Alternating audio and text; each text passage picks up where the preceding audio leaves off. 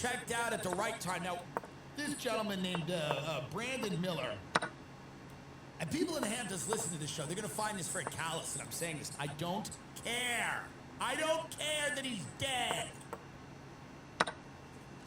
The game is to keep the scam going. The Hamptons is about keeping the scam going. If you are unable to keep the scam going, then unalive yourself. There are people in the Hamptons who are in Epstein's black book, who've been prosecuted multiple times for stock fraud. And you know where they are? They're on their porch because they don't give up. They don't give up. There are people at Kamala fundraisers right now talking about the importance of climate change who literally were throwing 14-year-old girls into a volcano with Jeffrey Epstein 8 years ago. And you know why they're still around? Because they don't give up. If you don't have it for the life, don't be in the life. What happened to this guy again, please? He took himself off the board. That Mr. Miller's death occurred in the Hamptons during the height of the social season was almost certainly has added to the intrigue, says Neil J. Young, a historian who is writing a book about the Hamptons.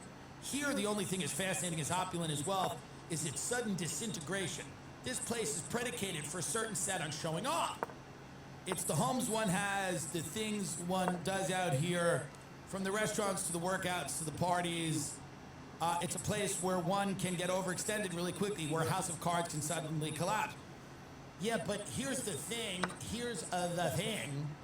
The American economy is a house of cards. Most of our companies are house of cards. The stock market's a house of cards. The game is to keep the house of cards going. That's the whole game. What Mr. Miller is not some type of anomaly in the Hamptons. A guy who's overextended and he's not an anomaly. The vast majority of people there, are, living beyond their means.